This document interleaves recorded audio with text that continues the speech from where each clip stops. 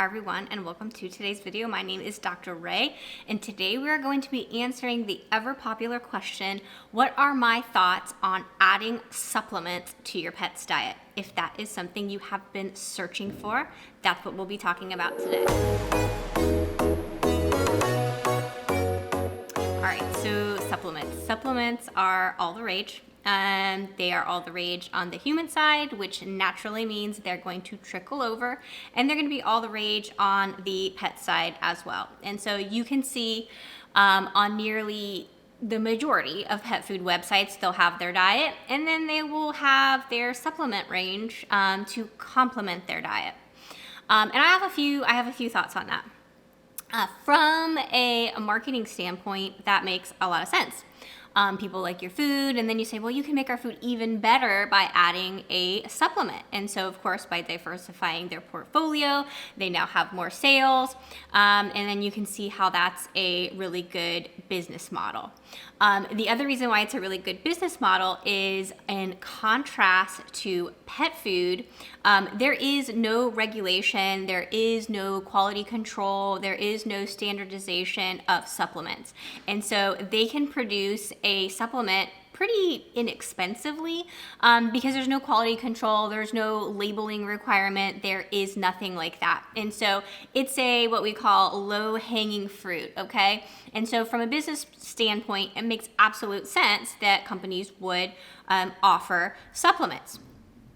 To me, the first thing I think of and the first thing I ask myself is, if you're making a diet and you have the ability to put those supplements already in the diet, why don't you do that? Because then, the consumer can just have one perfect product that they can then, feed, and it'll be easy and it'll be a complete balance, and we'll know how all the nutrients interact. We'll have a complete picture. So that's the number one, thing that I think of, and one of the big reasons why I am actually not a fan specifically of supplements. And so that's the first thing. And the second thing is they are superfluous. They can be a cost, an added cost that's not necessarily adding a benefit.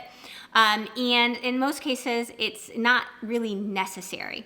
And so if you think of the human diet, and I am very familiar with human supplements. My husband is a health freak. The supplements we have in this house is out of control. We've got every supplement probably known to man, and that's part of the daily regimen. Why does he do that? Because he doesn't feel that his diet that he consumes, which as humans, it's varied. I'm in charge of the meal planning and prepping, and so, I do my best to try to keep things cohesive, but a lot of factors play into that. Time's a major factor, cost is a major factor, will the kids eat it is a major factor, busy lifestyle, convenience, all that, availability, all that's a factor. And so, we acquiesce that the diet that we eat is probably not optimized, especially not optimized for someone like him that's into the health and the fitness.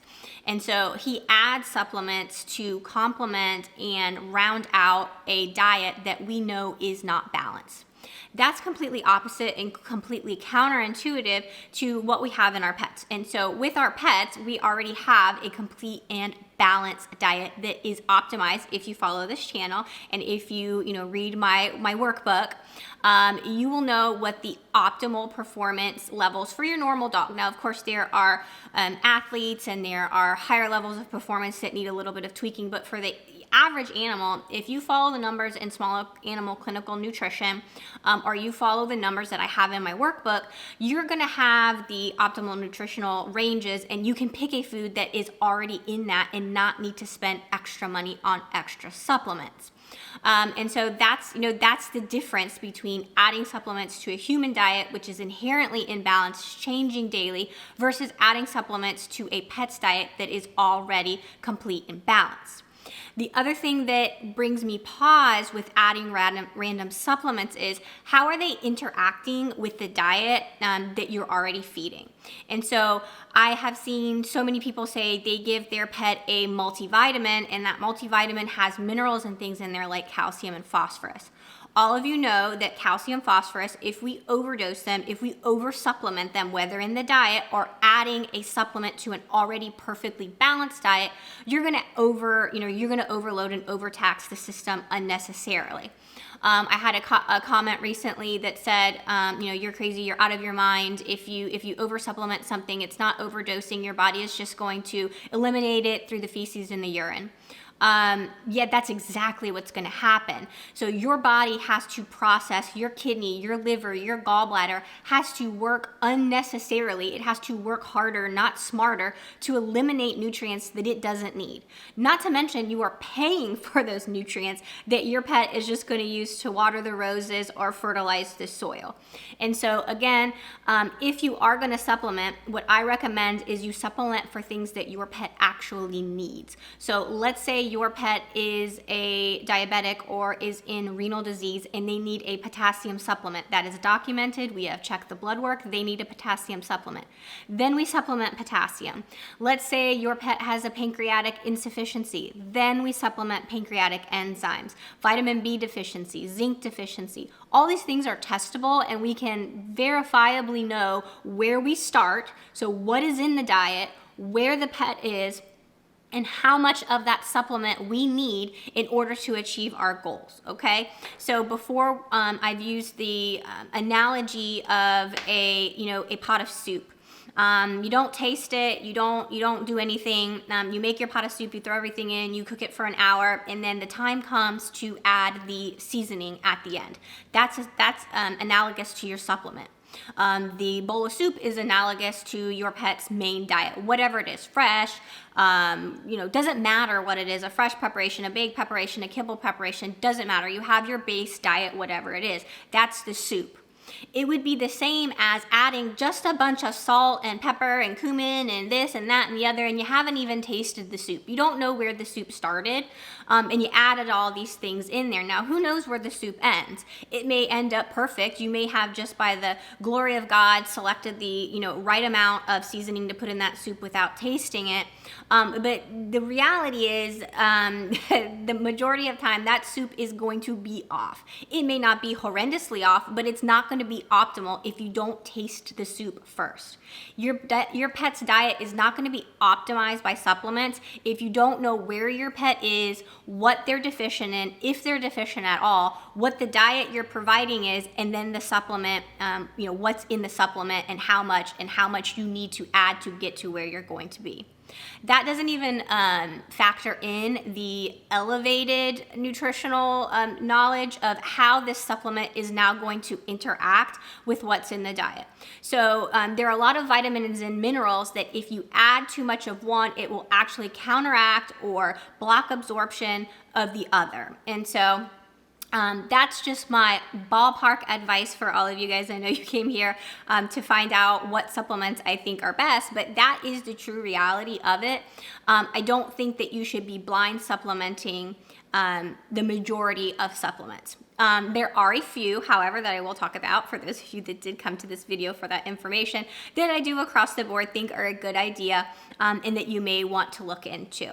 But before you do that, there is a little bit of a trick that you need to be aware of. So as we discussed a little bit earlier, supplements are not regulated. They are not like a pet food. They do not have restrictions like a prescription would have. It really is the wild, wild west.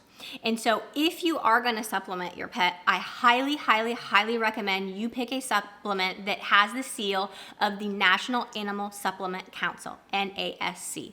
I'm going to pop that up here. You can go to their website, you can read all about it, but the long and the short of it is a voluntary organization where these supplement companies can voluntarily participate in this program. And in order to get that seal, they have to undergo voluntary testing that substantiates that what's on the label is actually what is in the product. And so they did a randomized study, and there's a website, I can't remember if I can remember it, I'll put it in the description box, where you can pay a fee and they will tell you, they do all these random testings and they can tell you what supplements actually have in them, what they say they do. But basically they did this and they tested like 11 different brands of pet supplements, and like only one out of the 11 actually had in it what it said it had. And so when you pick a brand that is super duper duper cheap, when you pick a brand that is like a boutique bougie brand that does not have the data and the quality control, when you pick a brand maybe that's coming from overseas where, you know, we can't verify you know, the processing and things like that, you are running the risk of purchasing a product that absolutely has nothing in it. And then of course, you know, sometimes we'll have the placebo effect, or sometimes we'll just have no effect at all, and you've wasted all that money and all that time, and who knows what's in it or how it's affecting your pet. So absolutely, if you are going to supplement your pet, I highly recommend you use a reputable brand that maybe your veterinarian has already researched, or you use a brand that has the NASC seal. So that brings me to what supplements do I think are a good idea just across the board without having to do any testing or any you know, ancillary work that's, you know, it's going to benefit and it's not necessarily going to deleteriously tax the system if you don't know where you're starting or where you're ending. Number one, most popular, glucosamine chondroitin. Pretty much every dog can, and cat, honestly, so we're gonna put cat in here too. Any dog and cat can benefit from a glucosamine chondroitin supplement. You can buy them in so very many forms. I am, again, not going to make a specific recommendation because you can find one that has that NASC seal, and I'm sure your personal veterinarian will have some recommendations as well. But glucosamine chondroitin is always beneficial.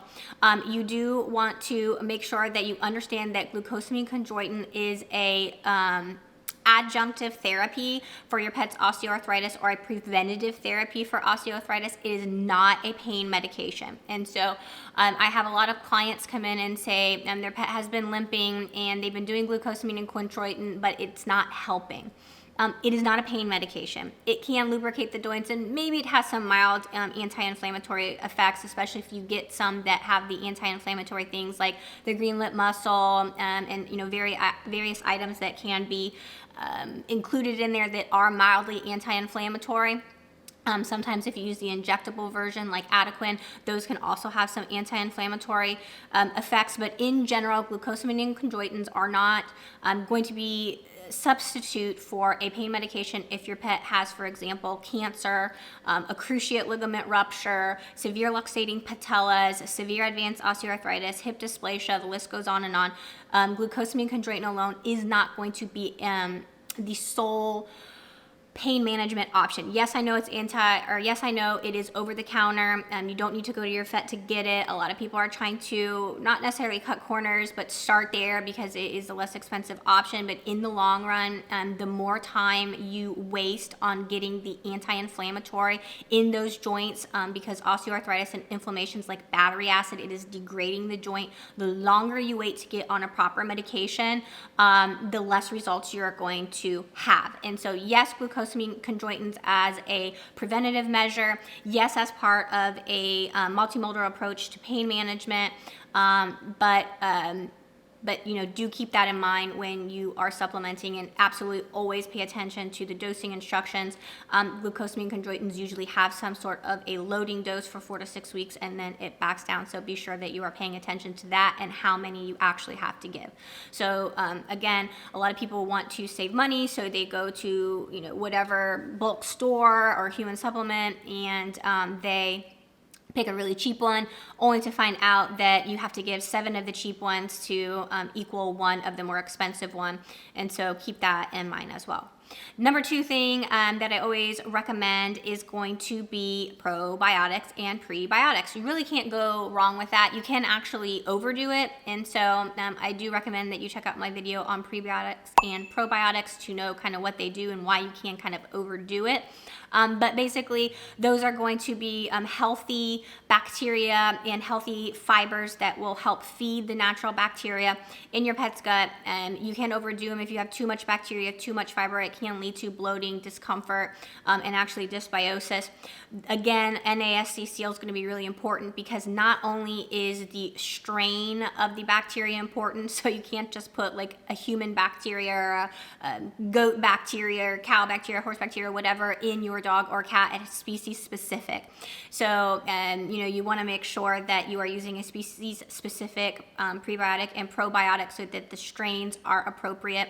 It also has to be a reputable brand, because if the strain is not properly encapsulated, the strain is not strong, it is not going to make it through the mouth, through the stomach acids to where it needs to get in the colon.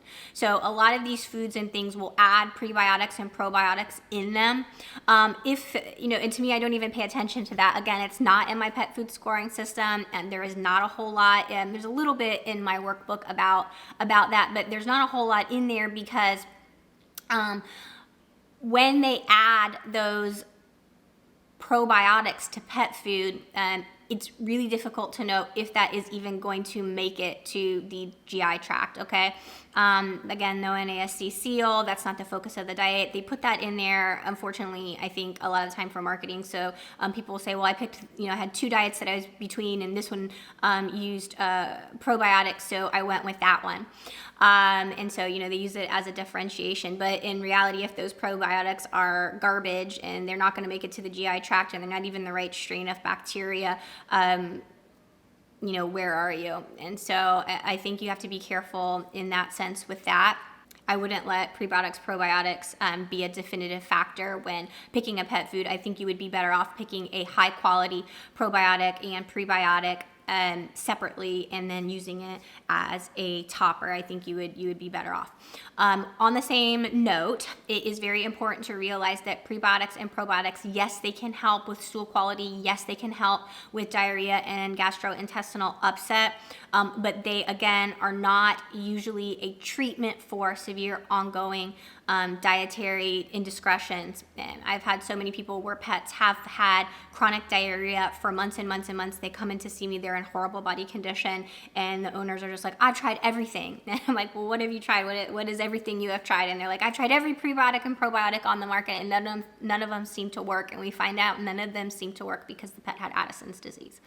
Or the pet had, a gastric motility disorder that we had to scope for, or IBD, or any number of things. So prebiotics and probiotics, again, are a great tool. They're an adjunctive treatment to many GI ailments. I do use them regularly. We use them in our boarding facility for stress colitis. So there are things that they are good for. But if your pet has diarrhea or loose stool and it persists beyond 1 to 2 days after starting a pre or probiotic, there may be something more serious going on there, parasitism, a viral infection, any of those things. You need to get that checked out, and do not use your prebiotic and a probiotic necessarily as a treatment for a disease unless that has been diagnosed and specifically recommended to your pet by the veterinarian, because time is of the essence with a lot of these animals. The longer you delay and you wait treatment, the higher the cost goes on diagnostics, because we've muddied the water with all of these at-home treatment options.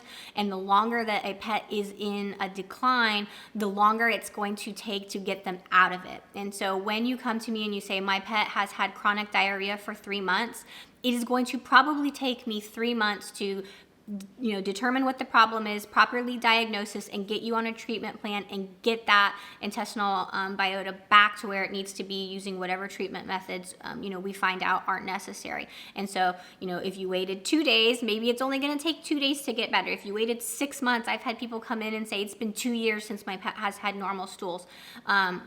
It's going to take us, maybe not 2 years in that case, but it's going to take us several months, and it's going to cost more than if you had come in quicker. And so again, they're a great tool, but let's use them as the tool that they are, and let's not expect them to do the magic that is unrealistic to expect that they are. The last thing that I normally recommend, and I think is a great idea, is fiber supplements. And so especially in cats, there are a lot of cats that have, as cats are prone to living in a chronically dehydrated state, there are a lot of cats that suffer from colonic issues, constipation. Now, dogs, constipation is not as common.